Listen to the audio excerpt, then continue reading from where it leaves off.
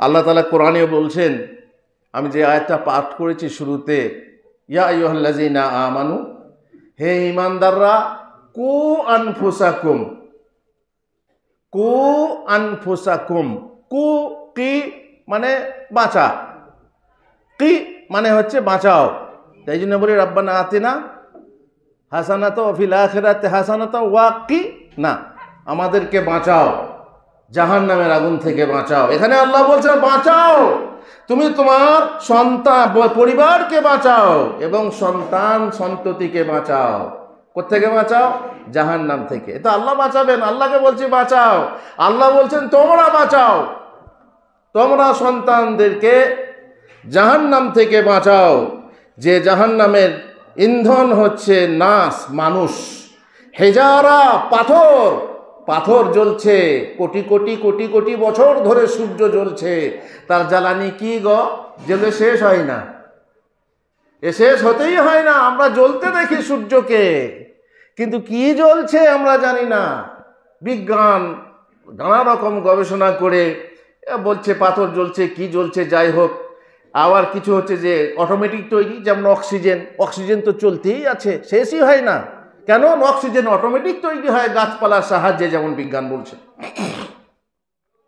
এই জাহান্নামের আগুন এখনো জ্বলছে আর জ্বলবে। আর জাহান্নামে যখন মানুষ যাবে, জিন যাবে এবং সেখানে জ্বলতে থাকবে, তখন তারাই হবে তার ইন্ধন। ও পাথর তো আছেই, আর সেই সাথে মানুষ হবে তার ইন্ধন। আলাইহা মালাইকাতুন গিলাযুন শিদাদ, তার উপরে নিয়োজিত আছে এমন ফেরেশতা যারা কঠোর, তারা কঠোরভাবে সেই জাহান্নাম রক্ষা করবে। লা ইয়াসুন আল্লাহ, আল্লাহর কোনোদিন নাফরমানি করবে, আল্লাহ যা হুকুম করবেন তারা তাই করবে। ওয়া ইয়াফআলুনা মা ইউমারুন। তো এই হলো সূরা তাহরিমের 6 নম্বর আয়াত। আল্লাহ আমাদেরকে কি বলছেন? আমরা বলছি আল্লাহ ওয়াকিনা আযাবান নার, জাহান্নামের আগুন থেকে বাঁচাও। আল্লাহ বলছেন তোমরা বাঁচাও, তোমরা তোমাদের পরিজনকে বাঁচাও, নিজেদেরকে বাঁচাও। কু আনফুসাকুম, নিজেদেরকে বাঁচাও আর তোমার পরিবারদেরকে বাঁচাও। সুতরাং আমাদেরকে বাঁচতে হবে এবং বাঁচাতে হবে।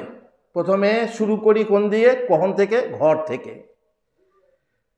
তার আগে যে আমি বাইরে যাব, বাইরের লোককে বাঁচাবো না, তোমার নিজের ঘরটাকে বাঁচাও। বাইরে তো খুব বকে আসছো, খুব বক্তৃতা করে আসছো, খুব তাবলীগ করে আসছো, আর খুব কিন্তু বাড়ির ভিতরে কি বলে ঠনঠনে, বাড়ির ভিতরে খবর নেই, বাড়ির ভিতরে তাবলীগ নেই, বাড়ির ভিতরে তালিম নেই, বাড়ির ভিতরে কিছু নেই। তাই সন্তান আমাদের হচ্ছে ভবিষ্যতের নাগরিক, আর সন্তানকে গড়ে তুলতে হবে। আর সেই উদ্যোগটা আপনাদের মাঝে আছে, জেনে জেনে কেন সবাই থাকা উচিত, কিন্তু সব গ্রামে সেরকম তৎপর থাকে না। এটা সাধারণত ইমাম সাহেবের উদ্যোগে হয়। ইমাম সাহেব যদি ভালো হন, তিনি যদি কিছু করব মনে করেন, এই গ্রামে আমি 30 বছর, কেউ 20 বছর, কেউ 15 বছর থেকে যায়, কি করলাম? শুধু নামাজটা পড়লাম, খুতবাটা দিলাম, কিন্তু মানুষ তৈরি করলাম না। একটা এমন ছাত্র তৈরি করলাম না যাকে আমি মাদ্রাসায় পাঠাবো, আলেম তৈরি হবে। এমন মেয়ে, যে মেয়েরা পড়তে আসে, তাদেরকে এমন তৈরি করতে পারলাম না যে মেয়ে মাদ্রাসায় গিয়ে পড়বে এবং সে একজন আলেমা হয়ে আসবে। এরকম পারলাম না। যদি কোনো ইমাম সাহেব মুখলিস হন, আল্লাহর ওয়াস্তে কাজ করব, যেটুকু বেতন পাই এটুকুই পাবো, আল্লাহর দেওয়ার রুজি আমি সেটুকুই পাবো, অথচ যদি অতিরিক্তভাবে আমি খালেস নিয়তে মানুষ তৈরি করে যাই এই গ্রামের, তো আল্লাহর কাছে ভালো হবো, এই গ্রামের লোকের কাছেও ভালো হবো, চিরদিন স্মরণ করবে। এই গ্রামের কোনো লোক বলবে, ওসিয়ত করে যাবে, ওগো আমার সেই ইমাম সাহেব যেন এসে জানাজাটা পড়ে। এই ইমাম সাহেব মুখলেস হলে পরে তিনি তৈরি করতে পারবেন, সন্তান তৈরি করতে পারবেন, মানুষ করতে পারবেন। আর ভবিষ্যতের লক্ষ্য আশা মোদের মাঝে সন্তরে, শিশুর পিতা ঘুমিয়ে আছে সব শিশুদের অন্তরে। প্রত্যেক শিশুই কালকের পিতা, প্রত্যেক শিশু কাল পিতা হবে। সেই পিতা যদি আজকে আপনি তৈরি না করেন, ইট যদি পরিপক্কভাবে, ইট যত মজবুত করবেন তত কাল ভবিষ্যতের ইমারত গড়ে উঠবে। সুতরাং কাঁচা অবস্থায় সিমেন্ট আপনি ঘুরিয়ে ঘাড়িয়ে তাকে ইচ্ছা করলে যা কিছু বানাতে পারবেন। কাঁচা অবস্থায় মাটি দিয়ে আপনি কলসি বানাবেন, নাকি ঘড়া বানাবেন, নাকি অন্য কিছু বানাবেন, কাঁচা অবস্থায় পারবেন। তাকে পুড়িয়ে ফেললে যখন পাকা হয়ে যাবে, সেটাকে আর আপনি ভেঙে গড়তে পারবেন না। সুতরাং এই শিশু প্রাণ, এই কচি কাঁচা প্রাণ, যে কচি কাঁচা প্রাণ তাদেরকে যা শেখাবেন তারা হচ্ছে তাকলিদ প্রিয়, তার মানে অনুকরণ প্রিয়। দেখবেন মা বাপের দেখে শুনে সে বাপ যা করে তাই করে, সাধারণত মেয়েরা মা যা করে তাই করে। আর আস্তে আস্তে ওই যে আটা গুনে রুটি আর মা গুনে বেটি হয়ে যায়। আর বাপ সেরকম যেমন বাপ সেইরকম কুদালের চাপের মতো কি হয়, ছেলে হয়ে যায়। আস্তে আস্তে তারা অনুকরণ প্রিয়, যেভাবে আপনি ট্রেনিং দেবেন। এই জন্য বলা হয় যখন স্বামী স্ত্রী ঝগড়া বাই চান্স বাঁধে তো ছেলে মেয়েদের সামনে করো না। তার কারণ তারা অনুকরণ প্রিয়, তারা অনুকরণ করবে, তাদের মনের ভিতরে একটা দাগ কাটবে আর তারা প্রভাবান্বিত হবে। ফলে তাদের এমন আচরণ হয়ে উঠবে যে হিংসা পরায়ণ হয়ে উঠবে। জেনে রাখেন, সন্তান আমাদের ঘাড়ে আমানত, আর আমানত রক্ষার জন্য আল্লাহ তাআলা আমাদেরকে বলছেন ইন্নাল্লাহ ইয়ামুরুকুম, আল্লাহ তাআলা তোমাদেরকে আদেশ করছেন আন তুআদ্দুল আমানাতি ইলা আহলিহা, তোমরা আমানত তার মালিককে প্রত্যর্পণ করো। সন্তান আমানত, সন্তান আপনার জিনিস নয়। সন্তানকে আপনি হত্যা করতে পারেন না, সন্তানকে আপনি ধরে রাখতে পারেন না, সন্তান মারা গেলে হুতাশ করতে পারেন না, কারণ যার আমানত সেই যদি নিয়ে নেয়। আপনারা জানেন রুমাইসার কথা আমাদের আলেমরা ওয়াজ করে বলেন মা বোনেদের জন্য, যে স্বামী ভক্ত সেই মেয়ের কথা। ওখানে একটা কথা আছে, আমি সেই জন্যই উল্লেখ করেছি, আমি কেসা বলতে যাচ্ছি না। যে রুমাইসা স্বামী এসেছে বাড়িতে, স্বামীর খেদমত করতে হবে বিধায় মৃত সন্তান মারা গেছে, সেই সন্তানকে ঘরের এক কোণে লুকিয়ে রেখে ঢাকা রেখে স্বামীর খেদমতে মত্ত হয়ে গেছেন মেয়ে রুমাইসা। গো আমার ছেলে কেমন হয়েছে, ছেলেকে দেখছিলাম হচ্ছে সে ঘুমিয়ে আছে, আগের তুলনায় এখন আরামে আছে। তারপর যখন স্বামী স্ত্রীর মাঝে যা হয়ে গেল, তারপর বলছেন একটা কথা বলবো। হ্যাঁ বলো। বলছে যদি কেউ আপনার কাছে আমানত রাখে কিছু, সে যদি ফেরত চায় তাহলে আপনার কি কিছু বলার আছে? বলুন না, কিছুই বলার নেই। যদি সে ফেরত চায়, তার জিনিস ফেরত চাইবে, আমার আবার বলার কি? মেয়ে দেখুন, মেয়ে ভাবতে অবাক লাগে, এরা হচ্ছে এমন মহিয়সী গরিয়সী, তারা স্বামীকে কিভাবে বোঝাচ্ছেন। আর আমাদের হলে তো আসতে পোটা নাকের পোটা নিয়ে ওই দরজা থেকে কাঁদতে শুরু করবে যে বেটা মারা গেছে। কত সবুর, যে ঘরের কোণে রেখে ঢাকা রেখে বলছে আর যদি কেউ কোনো আমানত রাখে তাহলে তাকে যদি সে আমানত ফেরত চায় দিয়ে দাও, তোমার কোনো সমস্যা আছে না। আল্লাহ তাআলা তোমাকে একটা আমানত দিয়েছিলেন, সেই আমানতটা আল্লাহ ফিরিয়ে নিয়েছেন, তোমার বেটাকে আল্লাহ তুলে নিয়েছেন। আমানত আল্লাহ দিয়েছিলেন, সে আল্লাহ আমানত তুলে নিয়েছেন। এটা আল্লাহ আমানত দিয়েছিলেন। তো স্বামী কিছুই বলতে পারলেন না। তুমি এতক্ষণে বলছো, আমি এত কিছু করলাম তোমার সাথে, খুশি করলাম, আর তুমি এতক্ষণে বলছেন আমি চাইলাম না যে আপনার খুশিটাকে নষ্ট করতে। আল্লাহু আকবার।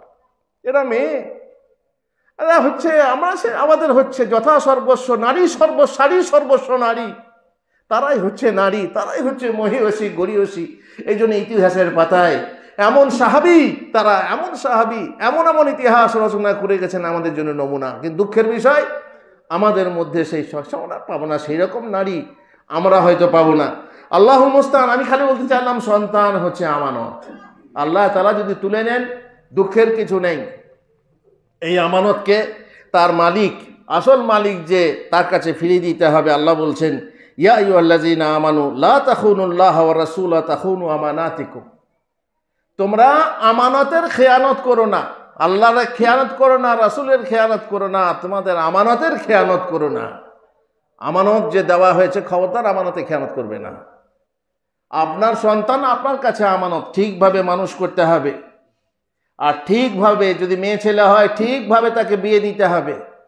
এতে যদি মেয়ে কোনো লিঙ্ক দিয়ে এদিক সেদিক করে, ঘর থেকে বেরিয়ে যায়, আপনার ঘরের দায়িত্ব আছে, আমানতে খেয়ানত করলেন। যদি আপনার দোষ না থাকে আলাদা কথা, আল্লাহ বিচার করবেন। কিন্তু আমানতে যদি খেয়ানত হয় আল্লাহ আপনাকে ছাড়বেন না। আমানত ছাত্র ছাত্রী শিক্ষকের কাছে আমানত, তাদেরকে শিক্ষা দেওয়ার জন্য দায়িত্ব নিয়ে যদি তাদেরকে খোঁড়া করে দেয়, ঠিকমতো শিক্ষা না দেয় আর ফাঁকি দেয় পড়াশোনাতে, তাহলে সে তার আমানত খেয়ানত করছে তার আমানতে, আর তাকে তার আমানতে জবাবদিহি করতে হবে আল্লাহ তাআলার কাছে কাল কিয়ামতের দিনে। আল্লাহ তাআলা আর রাসূলুল্লাহ সাল্লাল্লাহু আলাইহি ওয়াসাল্লাম বলেছেন, আলা কুল্লুকুম রাঈন কুল্লুকুম মাসউলুন আন রাঈয়াতিহি, তোমরা প্রত্যেকে দায়িত্বশীল, প্রত্যেক মানুষই দায়িত্বশীল, কোনো না কোনো দায়িত্ব তার ঘাড়ে আছে, আর তার সেই দায়িত্বশীলতা সম্পর্কে কাল কিয়ামতে জিজ্ঞাসা করা হবে। দায়িত্বশীলতা কি তো হাদিসে বিস্তারিত আছে, হয়তো অত বলতে পারবো না। তো আর রাজুলু রাঈন আলা আহলে বাইতিহি আও ফি আহলে বাইতিহি, রাজুল পুরুষ যে তার বাড়িতে দায়িত্বশীল, পুরুষ হয়ে তার বাড়ির লোকের দায়িত্ব নিয়ে সে আছে। আর যদি বলেন সেই রকম পুরুষ, তাহলে তার বউ দায়িত্বশীল। যেখানে পুরুষ ভেড়া হয় সেখানে নারী কি হয়, সেখানে মোড়ল হয়। তো যে মোড়ল পাল্টাপাল্টি হলে পরে সেও দায়িত্বশীলা, মহিলাও দায়িত্বশীলা ঘরে। তো সেই দায়িত্বশীলতা সম্পর্কে কাল কিয়ামতে জিজ্ঞাসা করা হবে, বিশেষ করে মেয়ের ক্ষেত্রে। এই জন্য রবি ঠাকুর একটা কবিতায় বলেছিলেন যে মায়ের মন যেটা, সেটা হচ্ছে কি অন্তর্যামী। মায়ের মন অন্তর্যামী, তার কাছে তো রয় না কিছু ঢাকা। তো বেটির ব্যাপারে, মেয়ের ব্যাপারে মায়ের খবর সব থেকে আগে থাকবে।